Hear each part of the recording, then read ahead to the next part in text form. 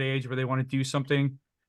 They want to do something during the winter, and then they go to look and it's $250 for one lift ticket. So they get scared away from it. So I kind of ask myself this question every year when lift ticket prices come out.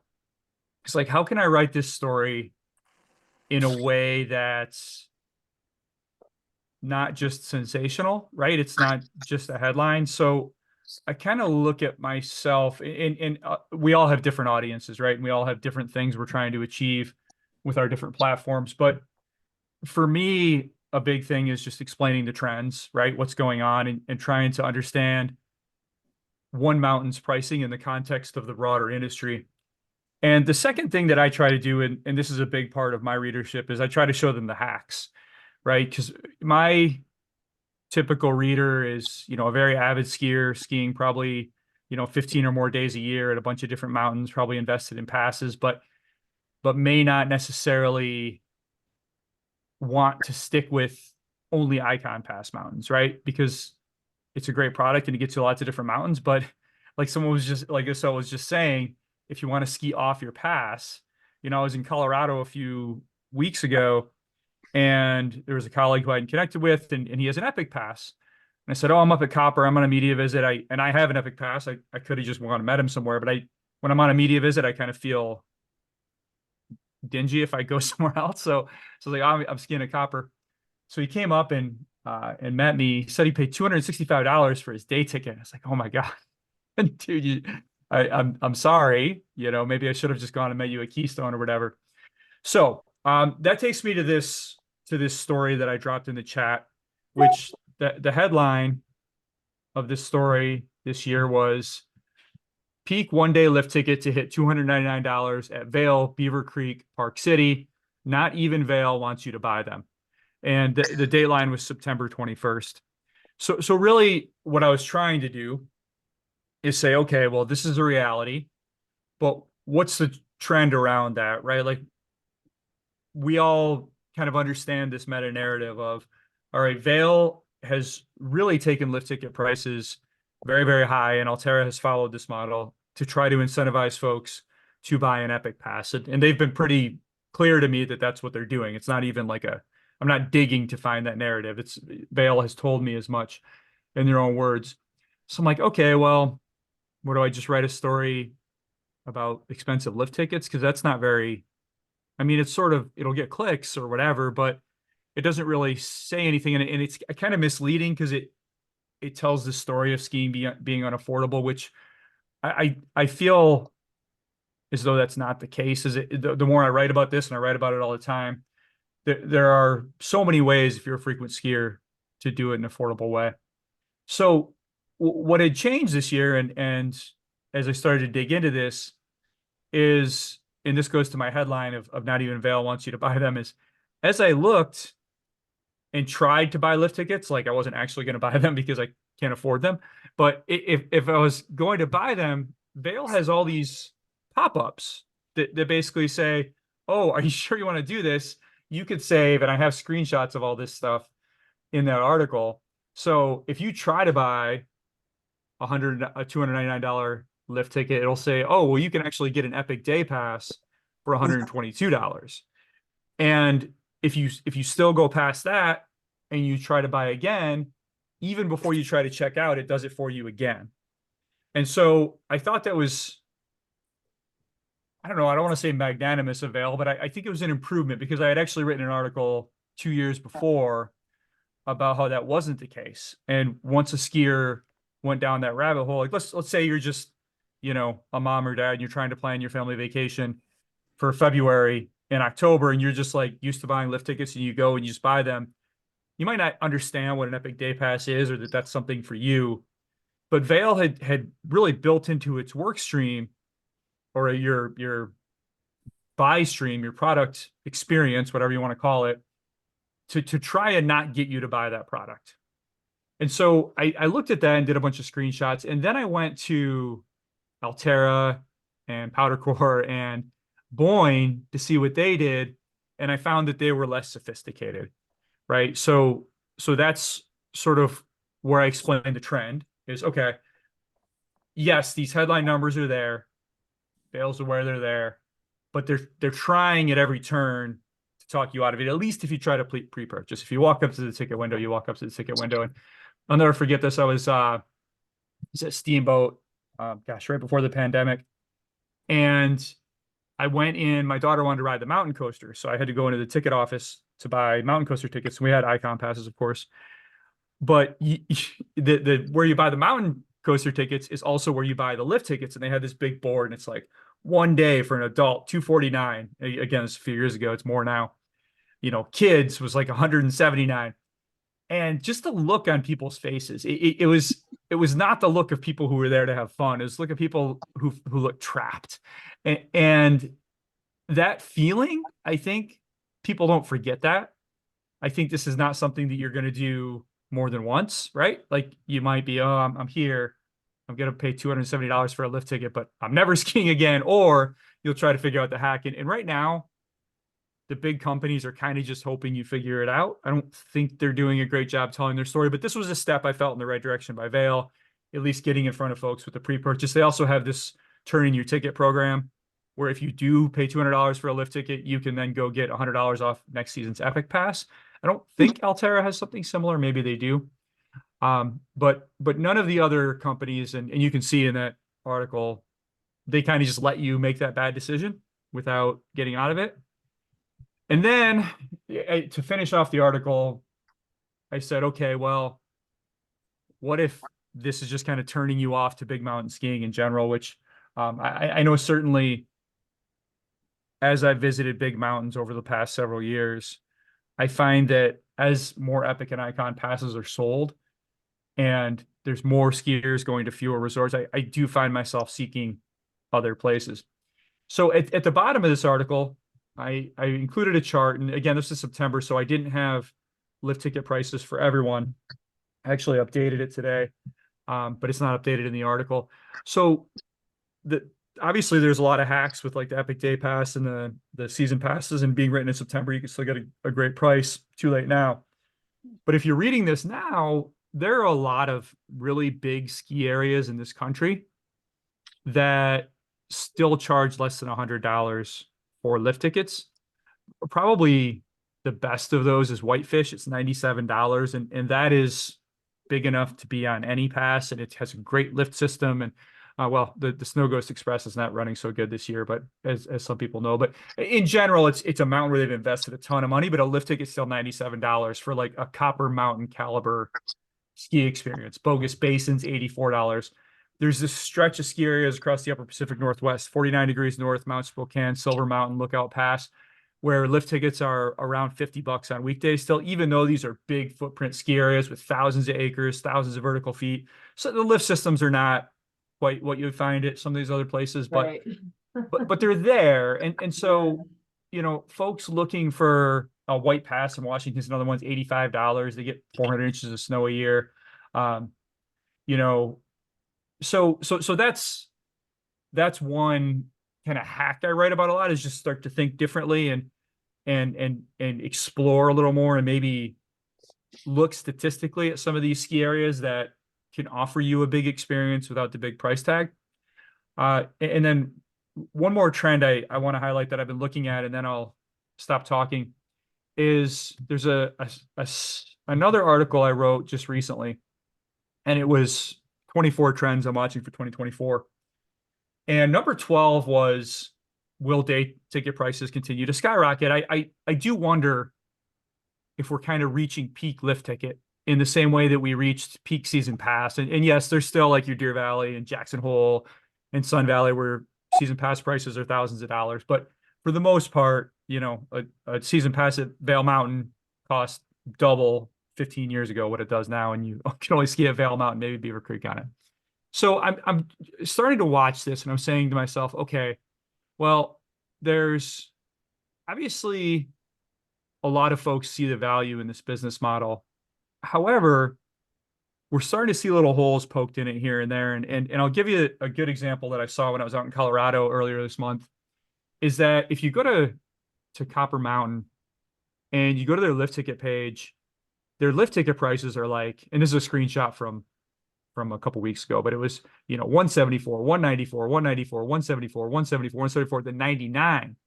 And what copper has done is they've started this promotion, $99 Thursdays. And that would have been an outrageous price maybe 10 years ago. But now that everyone's like, oh, that's actually really great because copper is this big mountain and has all these advanced lifts and it's easy to get to, and et cetera, et cetera. And what the folks at Copper Mountain told me was, well, Thursdays become one of our busiest days. Because if you look at Breck or Keystone or Vail or Beaver Creek, they're charging, yeah, $299 on weekdays, or on weekends, but on weekdays, it's still $249, $259. So if you just want to ski, it's really quite an outlay to do that. But I think what happens is it's funny because if we go back in time, we saw this current trend towards season passes. It emerged from this area in Colorado, right? Because it's so competitive and there's so many people and so many good ski areas. And I'm zeroing in on this area as maybe where we're going to start to see some of these lift ticket reversals. And if you look around at the different sort of super ski regions, you're seeing similar things. So Greg Gaverlet's the general manager at Mount Rose, for example, told me that his midweek spring business is phenomenal because he's charging, $100 for a lift ticket or $90, whereas Palisades Tahoe is still charging $269 on like a, April Wednesday. So he's like, I went, my business is gangbusters in late year because all those Reno locals who maybe don't have an Icon pass, they can just come up and ski at me for nothing. And they have 2 for Tuesdays and they have all kinds of stuff. So given the copycat nature of the industry and the fact that there is weekday capacity, I don't see weekend ticket prices coming down at all. I think if anything, resorts are trying to use high weekend lift ticket prices as a disincentive to show up because they've gotten so busy. Personally, I think they should probably start doing Saturday blackout versions of Epic and Icon. But what I'm watching here is I think we're going to start to see some midweek price wars. I think we're already seeing it early in Summit County. It's funny because I went to A Basin, and if you looked at A Basin's ticket prices, they use dynamic pricing like most ski areas do these days, and their Thursday prices were lower too. And it's like, oh, well, why is it? Well, because they actually are competing with Copper those days, whereas other days, they're much less than Keystone, Breck, and Copper. But on Thursdays, they have to compete with Copper's $99 pass. So lots of interesting trends going on here. I think we're going to start to see some creative ideas, especially with the somewhat crummy winter we're having. I interviewed the owner today of Teton Pass up in Montana, which is a weird place for Teton Pass ski area to be, but it is. He said he's operated 4 days, and I know there's a lot of struggling operators. So I think we're going to start to see some real creativity with season passes this spring, and then with lift tickets, because season passes have been going up and up and up over the past few years as there's sort of a bull market around COVID and outdoor boom. But I think what I'm looking for is, will we see some creative season pass ideas, not only from Epic and Icon, but from independents as well? And also, when next winter comes around, are we going to start to see some maybe more rational midweek pricing? So that's how I've been approaching this. I think there's so many ways to tell the story. I think my challenge is, how do I do this without saying, telling this overly simplified story of skiing's not affordable? Because I think there's a lot of ways to do it. It just takes a little more work than it probably did 20 years ago. Well, Stuart, great presentation. Thank you. And thank you for leaving time for questions, because I know everybody's going to have one. I'll start off with a two-parter, really short. One is whether or not you can explain the paradox of the overcrowding that we're seeing on weekends. And the other is the related question of, is the system with that overcrowding crowding out any hopes of diversity or greater diversity on public lands at the ski areas? Easy questions. Yeah, I think that Saturdays are profoundly broken. I think the solutions are there. Vail does, for example, in Tahoe, they have a Tahoe local Epic Pass that's blacked out at Kirkwood and North Star on Saturdays, but not Heavenly. And it's also blacked out on holidays. Indy Pass has empowered their ski areas to black out Saturdays or Sundays or both, as well as a whole bunch of holidays. I right now, Altera in particular has really tried to keep a simple product. But there are hazards to that in that I think eventually, if you make the experience too bad on weekends, it will impact your sales. So I think there's a lot of opportunity in the Northeast. For those of us in the Northeast, New England has done midweek passes for years. And I think those are tremendously successful products because you have your retirees and your college kids or whatever, and they just ski weekdays. And any ski lodge in the Northeast, you walk in at 8 o'clock in the morning and there's that group of 6 or 8 people drinking coffee, trading war stories. And those have been really successful. And I'm wondering why they haven't caught on more in the West. I think there's a big opportunity for that. You know, as far as weekend overcrowding, killing diversity, I think if you're a first-time skier, you are most likely to try it on weekends, right? And that's when you're going to have the worst time, and you're also probably going to make the most mistakes. Gosh, Can I just yeah. add something you haven't mentioned? So, I mean, Tahoe and California are my territory. And so even though I haven't tried it out yet, so all these resorts, Palisades, North Star, Heavenly, they're starting to charge parking fees of $30 advance reservations only on weekends. And I haven't tried it out yet, but I've written about it. So I don't know how that's going to work. Last year I went up on 4th of July and I did have this advanced parking thing.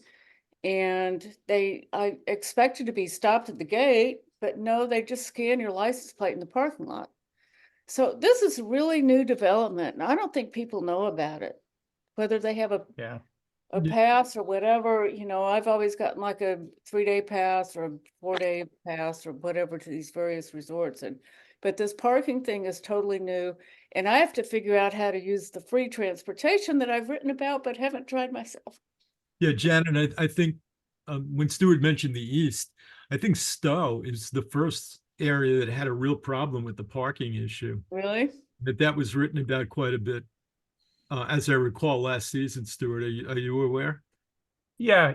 Vail has started to charge in select lots on select days. I think typically that this is another thing that is good for us to dig into as writers, because the headline is typically worse than the reality. Vail, in most cases that I'm aware of, also has free lots, usually require a shuttle bus, but there's during also the week. Yeah. Yeah. I Well, don't even block weekends anymore ever. no, even on weekends at Stowe, for example, they have plenty of free parking lots, just the premium lots they're charging for.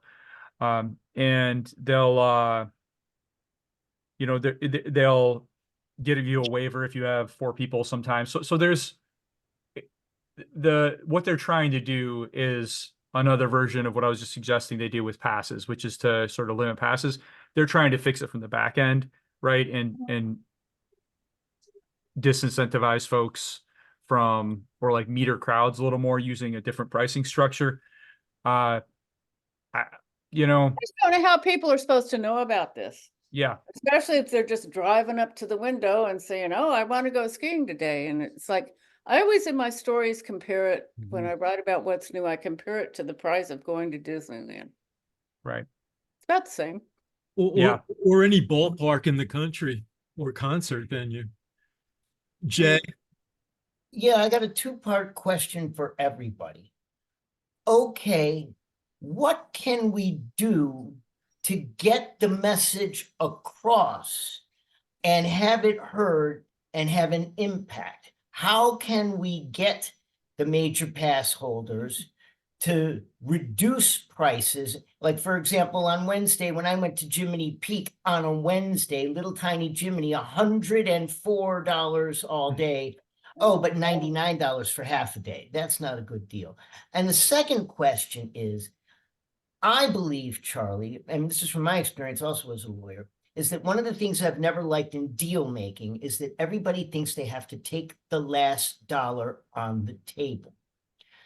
How do we change the thinking so that we get across the message that taking the last dollar on the table increases cost for everybody? Or am I wrong about that? Well, Stuart, you're not an MBA, are you? No. Good for you. Yeah, I think, Jay, I'm going to just throw out one sentence saying, we built a system designed by MBAs whose focus on short-term profit is gospel. It's carved into the tablets at this point. I think that's part of the answer. Stuart, Right. what's about that? Well, Mark, did you want to say something? Yeah, I was thinking, I don't know if you've seen this other places, but Mount Hood Meadows has dynamic pricing based on pre-calculus, A plus B plus, or A times B, plus C equals D. So, I mean, obviously, if you're a resort and there's nobody on your hill on a Wednesday, it makes sense to lower your prices so that you get more people on the hill to maximize profit.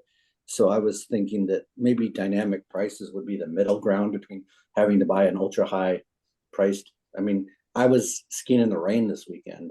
If people showed up and the lift ticket at Mission Ridge was, $120 versus $20, I mean, wouldn't Mission rather, they're spinning the lifts anyway. Wouldn't they rather have people buy the $20 ticket or a $60 ticket or whatever the dynamic model calls for that day? Yeah, Mark, that's a good point. And another screen I had up here that I was going to show is no one's done a better job with dynamic pricing than Mountain Capital Partners, who run about a dozen ski areas right now. And they were the ones that made headlines with Arizona Snow Bowl at $309 for peak Saturdays last year. But if you looked at the Monday, Tuesday, Wednesday after that, their lift tickets were like $25, $30. I'm looking right now, I have Purgatory up. So their two big ones are Purgatory and Arizona Snow Bowl. And they have lift tickets on April weekdays for $9. So, but then they're as high as $106 for peak times in March and February. So that's another thing that I try to do is, okay, how can I help steer people toward these other places that are maybe not doing that, and to help them understand the alternatives. Charlie, one reason I don't worry about talking about price fixing is at the same time as Copper Mountain and Vail are charging, $200 to $300 for a lift ticket, both are about a 20-minute drive from Ski Cooper, Sure. right? You can go ski all day for $75 or whatever their price is. It's a small place, so I didn't track that price, but I know it's below triple digits right now. Jay, as far as your question about how do we get them to listen, I actually have gotten, like, I know the folks at Vail are reading like that article that I just put down. I think that what I haven't done a good job of, that I think a lot of us have an opportunity to do, is sort of humanizing this a little more. I tend to be a trend writer, and it's a little bit different if you actually talk to someone who walked up to the ticket window with their family and is going to have to pay over $1,000 to ski. That's not a story I've been able to tell real well, but it's almost sort of, echoes the reporting done around healthcare when they're like, oh, this is this person who was doing fine and then got sick and it cost them, $200,000 to get a CAT scan or whatever. So it's telling that human piece of it. I haven't done a good job with that yet, but I think that opportunity is there for all of us to help sort of clarify and humanize what it is that's going on as far as how these prices actually impact people. Stuart, is there a fear anywhere in the industry that this pricing model is cannibalizing the future? Yeah, there is. and actually Jared Smith, the CEO of Alterra, said that on my podcast this summer, which essentially is, he was the first executive I've heard say like this model is stupid and it doesn't work. So I haven't seen them take any action on that yet, but his example was like, and he pulled this example, because you could see it from his office window, is Coors Field, right, where the Colorado Rockies baseball team plays. And he pointed and he's like, there's 15,000 seats in there and there's 15,000 prices for those seats. And that's an exaggeration, but essentially, how do you offer different experiences to different folks at different price points? And with RFID these days and all the different ways to segment them out, and I mean, it's, if someone just comes up to Keystone and they just want to ski, they're a first time skier, like you don't want to charge them $279. They're just going to ride the beginner lift, right? And maybe you charge them $50 or whatever. Right. So yeah, there's Hopefully they go on a definite, lesson. yeah. Stuart, You I would know- say, I think you can't underestimate the appetite for the consumer to be reminded about this. I think sometimes we feel like we're fatiguing our audience because we talk about it so much. But they're only tapping into our knowledge, as a portion of all the other things that they're taking in. And I'm not fatigued of your writing about it. And I read this stuff all the time. So I think you can't share it or write enough stories. I'd love to see more of those small stories. But I think the overall consumer wants to know more of those stories of deals to be had. And I think I'm seeing more of that meme of the European pricing shared. I mean, it's popping up more and more on my feed now. Like, this is what it costs to ski in Zermatt, and a lift ticket at like Davos compared to the US, and I'm seeing more of those. So I think the more that we share those and normalize the fact that you can ski affordably in Europe, and we should be able to ski affordably here, and not underestimating that people want to see more of those deals. We just need to make sure that they share them and they don't get lost in the feed, of Epic and the other resorts who are buying lots of ads to put into Instagram or onto Facebook or other places, that we can actually use, organic media to share deals. And one thing that I've been excited about that I'm writing about are some of these small passes that I found where parents can swap a pass. Middlebury Snowball does it, where parents, if they've got a toddler, it's one pass for two parents, and they basically play tag inside the lodge. And I think it's such a great pass idea. So that's a story that appeals to me to write, that particular deal. And I don't think my readers get fatigued of those kind of stories, even if they don't have little kids anymore. They still want to hear about that. No, I did that, my husband didn't ski. He came from Ohio, and he did not think long underwear had anything to do with fun. But he would come up and sit with one kid while I went out with the other one, and they had the pass exchange thing, and some places have been going on for a long time. But that's good to know. Since we're North American in our outlook, Stuart, you mentioned Canada and the differences, and I know MP is on the phone, and several other Canadian writers and people in the industry. What's that experience now? Yeah, Canada's the hack, right? It's, there's no jet lag. You just go up across the border, unless you're going to Whistler. This pricing model has not quite taken hold yet. The American companies don't own very many Canadian ski areas. There's about a half dozen. I recently did a count. And for the most part, those big mountain lift tickets at places like Revelstoke or Red Mountain or Sun Peaks are about what you would expect them to be in Summit County or in the Wasatch if we hadn't had this really weird business model shift over the last several years. Even though a lot of those mountains are on those big passes, even if you don't have the big passes, you can still walk up and ski at them.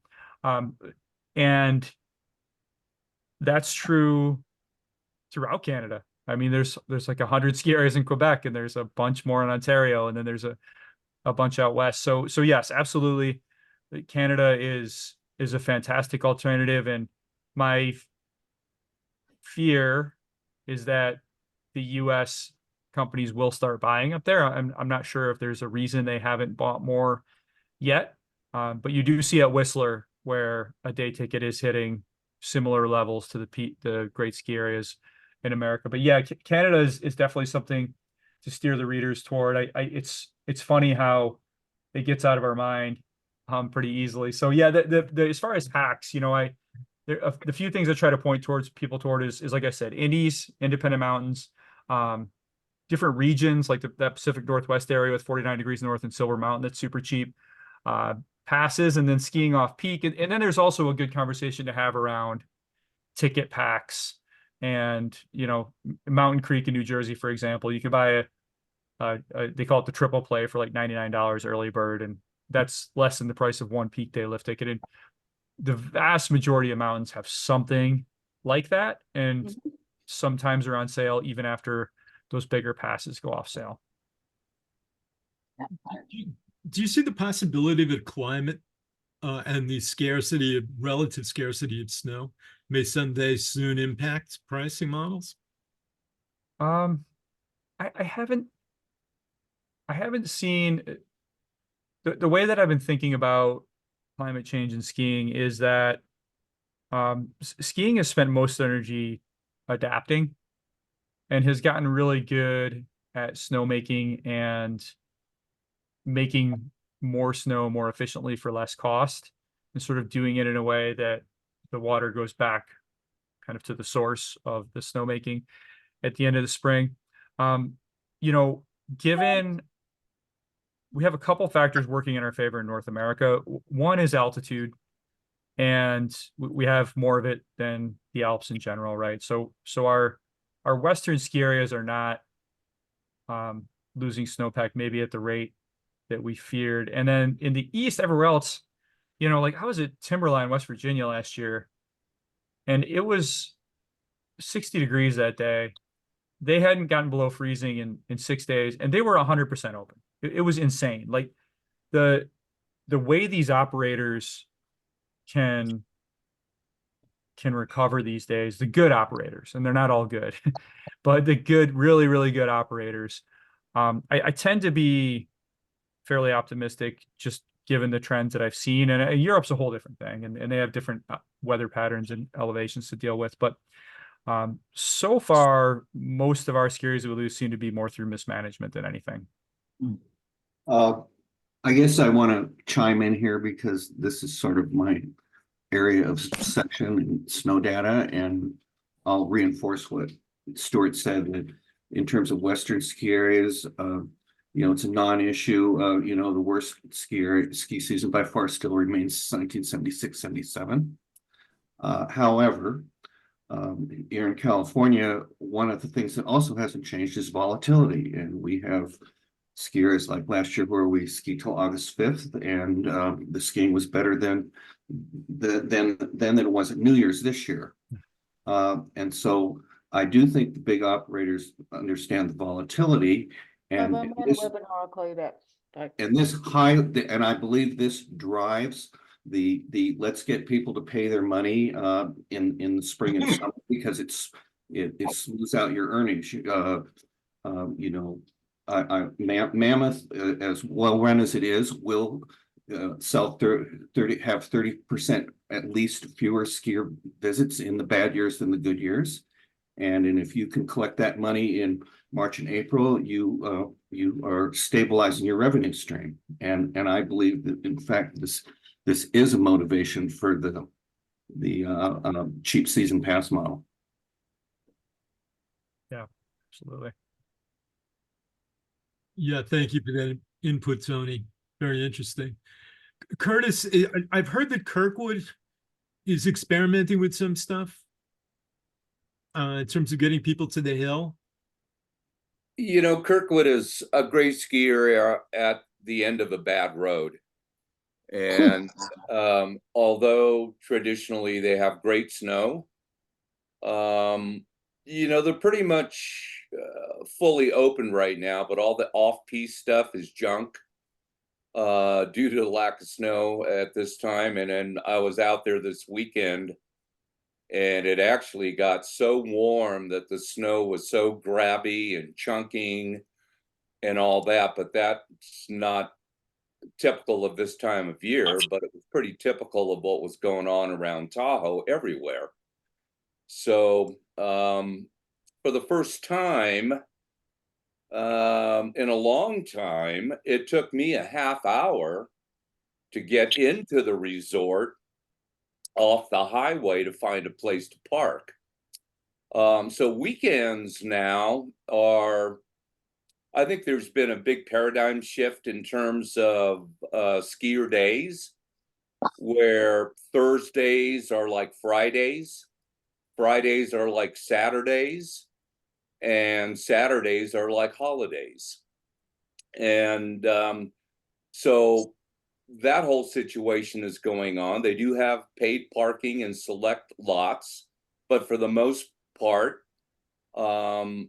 you're parking in the available space that they have. They had some issues, I believe, 2 weeks ago where people were parked illegally on the roadway and they were towing cars away. You know, it's still a great product. It's still kind of my home mountain because I spent so much time there and I know the mountain, I enjoy it.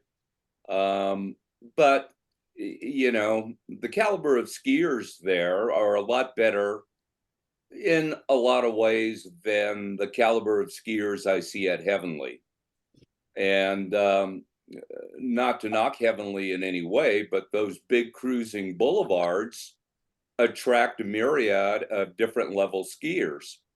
And these people are coming up to Tahoe to party and have a good time. And, you know, they may be late risers on Sunday mornings, which is a good day to ski up at Heavenly, but they're all over the place and, you know, tend to have issues with overcrowding. They're doing paid parking on the California side. They do have a shuttle bus system between both sides of the mountain. It's been scaled back from previous years. And, you know, folks are finding their way to get to Heavenly because of the attraction of Lake Tahoe and South Lake Tahoe. Mm-hmm. So it's a big shift. A lot of folks from the Bay Area, you know, there's been articles written that overcrowding, Vail sold whatever 2.3 million passes. You know, how many people are going to show up on the weekend on the West Coast at whatever their resorts are. And, you know, for me, you know, I get a full on Epic Pass. But truly, I don't even venture to get the North Star because the parking is, you know, up away and you'd have to take a shuttle. Then you have to walk across the village to get on the gondola and you got to ride 3 lifts to get to the top of the mountain to ski. So it's not worth it for me to spend an hour and 15 minutes to drive and another 45 minutes to try to get up on the hill to ski. It's like 2 hours from when I left my home. Yeah. When, you know, Heavenly is 20 minutes away and Kirkwood is 30 minutes away. Sierra at Tahoe, for example, you know, they're still getting back in shape after the Caldor fire from a couple of years ago. They have very attractive pricing and season pass prices. And they're trying to make a comeback, opening all their terrain. And there's no more tree skiing out in the West Bowl because all the trees are gone. Well, let me, Stuart, I in terms of geographic dispersal between the Coast Range and the Rockies, et cetera, is there anything that you've learned about that? For instance, you know, the Tahoe area versus Colorado and Utah, and et cetera, in terms of the use of passes and overcrowding? Nothing that's not anecdotal, right? You know, you get the state ski area association numbers, like Utah smashed their record last year. They had over 7 million skier visits, which they also had their biggest snow year of all time, right? So it's, and ski areas tend to be so secretive with their skier visit numbers that we kind of have this problem where the consumers are quick to post the very worst stuff on social media, which goes viral, like the very worst lift line on the very peak day. And on the other hand, you have the scary operators who are still secretive with their numbers, and they're not doing a good job telling their narrative of what the average day looks like or the average lift line looks like. So, my approach to it has been to when I get to the part of the story where I try to tell people how to get around it. There's a couple different ways. You either get around the peak days or you get around the peak regions. And more it's kind of looking at these ski regions where, Vail doesn't have anything in the Upper Rockies, right? They have Stevens Pass and they have Whistler, but they don't have anything in Wyoming or Montana or Idaho anymore. Alterra has a few, but it's the big ones, but there's so many big ski areas up there. And it's just like, they don't have the high-speed lifts, but they don't have lines either. A hamburger's $7 in the cafeteria. So that's where, rather than trying to sort out exactly what those numbers are, I've been trying to follow the trends of, okay, well, where is that not happening? And where is there a different story of skiing, and where does skiing look differently? And if you're willing to do a few things, travel a little farther and give up some amenities, you can have that ski experience for less money and, a little more hassle. I have some 2 cents opinions about this. I believe that the crowding is worst in these areas that where you've had local population growth, and specifically of consumers who might be more prone to ski. And I will cite Seattle and Salt Lake as the most conspicuous examples of that. I've read a lot of articles about Northwest skiing, and it's the region where there's a true undersupply of ski areas relative to the demand. Crystal, which is owned by Alterra, had to take Alterra off the Epic Pass and go to a season, go to a Deer Valley Aspen type, pushing $2,000 season pass for unlimited seeing because their parking just couldn't handle it. Salt Lake skier visits. If you read the Kottke report, the growth in skiing is all coming from the Rockies, Denver and Salt Lake. Denver is the other example. The influx of population to Denver and Salt Lake. Tech industries, the type young consumers who have money and you're going to get a portion of those people skiing. When the locals complain, one of the mantras is look in the mirror. It's you. It's the relatively affluent 30-something in Seattle, Denver, and Salt Lake City that is really driving the crowding at those areas, in my opinion. I think the Bay Area has that too. Mammoth, which is living in SoCal, is my home area. Mammoth really does not have many of these problems. It doesn't have a parking problem. It's got multiple lots, around the mountain. The record skier visits as of 2019 were still higher than the records from 1982 and 1986. The growth in population in Southern California has not come from the demographics that I described about Salt Lake and Seattle and Denver. It's come from immigrant populations from tropical countries that aren't very interested in skiing. And Mammoth, just admittedly, I'm retired. I'm not seeing the weekends now, except like Memorial Day. And yeah, Memorial Day is more crowded, but it's not an unpleasant experience. They can handle it. So Yeah, I think it's an all politics is local situation. Yeah, I think you'd have to admit that the 5-hour drive from LA holds down the skier visits there.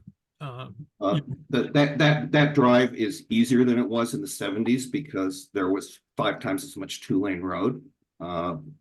So that's another factor. That's it's not like I-70 or Little Cottonwood Canyon at all in that regard. Yes, it's 5 hours and you have to go for the weekend, but in terms of comparing the experience to what it was 40 or 50 years ago, these factors that have gotten much worse in Denver, Seattle, and Salt Lake are in fact better at Mammoth in many ways. We have high-speed lifts. Really interesting. So we're coming up to the top of the hour. Stuart, I'd love you to sum up and tell us what else you're working on in this area, so we can stay in touch and posted on what you're doing.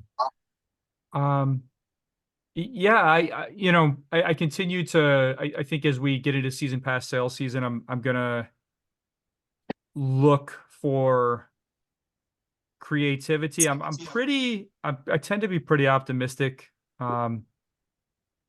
when I look at skiing and think that eventually they kind of get it right. I do think the shift toward the multi-mountain season passes was on the whole a good thing. I think that's still evolving very quickly. And it's funny, every once in a while I'll look at what the pass rosters were 10 years ago and like the max pass, and that's distributed between so many different people. So you're going to see a lot of things happen. I think some creative ideas. I think we might start to see some more good midweek deals. So that's what I'm watching. There are a couple questions in the chat that I could get to real quick if we have a minute. Yeah, if you're willing to stay, I mean, I think that would be terrific. Yeah, so this one from Scott Smith. Do we have any data on the impact of this new pricing era to onboarding of new skiers into the sport? I wrote a story recently for DC Ski describing how to convince a skeptical friend to try skiing for the first time. When I looked at the price for a first-time skier, who will likely be buying a one-day ticket to window on top of rentals, some new gear like ski pants, maybe a lesson, etc. I was kind of blown away by the cost. It's a multi-$100 investment to try an activity they might not even like. Most of the cost savings tricks don't apply to first-time skiers. Yeah, it's a good point. It's a fair point. I don't have any data or real insight to add because there's not a separate on in NSA stats of first-time skier visits versus skier visits. What I will say is this, and what I think the answer is up here in the New York metro area, and that's Big Snow, where for $70 you go and you get your lift ticket and you get all the rental gear and you get pants and a coat and a helmet and you go on the slopes and there's instructors and the snow is perfect year round. So that takes care of all those problems, right? It takes care of the expense problem, it takes care of the discomfort, it takes care of the travel because it's right in the middle of 20 million people. There's 2 companies trying to do this. One is Snow Partners, and that's Joe Hession and his crew, and the other is gosh, the name's escaping me, but they're down in Virginia, and they both these companies intend to build these centers all over the country. So imagine if our 20 largest cities have a ski center like that where anyone can go learn how to ski for like $60-$70.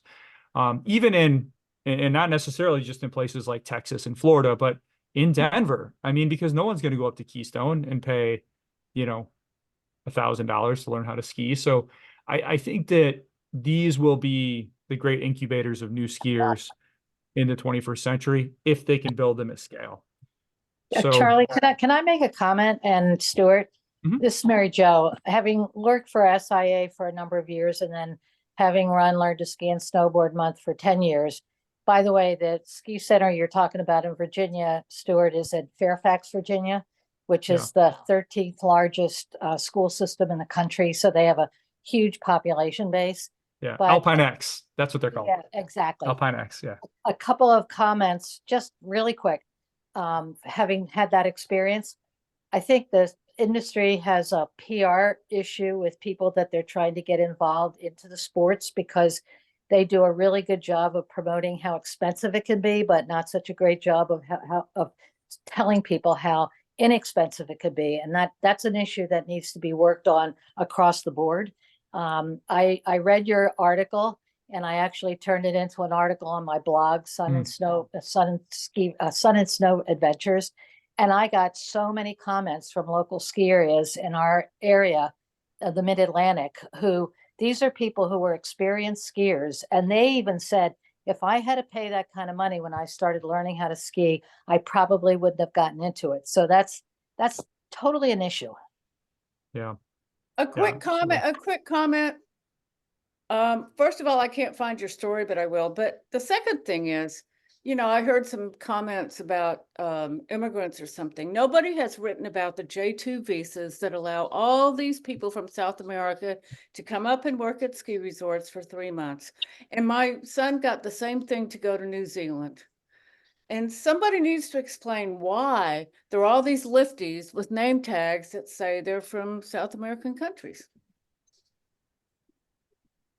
Just a I'd thought. just like to add also to the last point that was made is that again underscores how we need to continue to have an interface between those selling the tickets and those buying the tickets. You know, sometimes we find in a lot of industries that there's just no comeback from the people. They're forced to buy what they're told to buy and what they're given. For example, for all those years when the record industries were selling us CDs, and only through file sharing were people able to give them the message back. Your price is too expensive. That's why we're not buying your product and trading it free. So just a thought, I hope that going forward that we can continue this discussion and possibly come up with some solutions on that score. I'm not willing to punt the ball to the MBAs. Yeah, no, I mean, Jay, you and I have discussed this in relation to the music industry many, many times, and hoping that the ski industry does not repeat the same cannibalization mistakes. I think, Janet, the issue that you raised is an important one, and one hopefully in the future that we can take up, which is the fact that one of the blackest eyes that the industry has gotten over the past 20 or 30 years is the comparison of the price of lift tickets to what they pay their employee who can't afford to live within an hour's drive of the resort. You know, it's a source of shame that needs to be addressed. So yeah, you know, there are a lot of issues that we still. I'm getting an echo.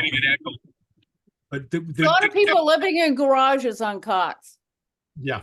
Nobody's really dug into that. So before we end, I wanted to give Jay 25 or 30 seconds to tell us about what's going to be coming up in the next one of these development sessions. Sure. On Wednesday, February 21st, we're going to have a discussion on the intersection between journalism and PR and ethical rules that govern everybody from influencers all the way up to seasoned journalists covering major events in the media center on site. And we've got some wonderful speakers. I'm going to moderate a discussion with three big names. First, you might recognize Anne Galloway, formerly of the Vermont Digger. She and her crew broke the EB5 scandal story at JP. Then we're going to have Philippe Bondi, for many, many years, writer for the Daily News in New York, and he covered several Winter Olympics. He's going to talk to us about covering snow sports events in particular.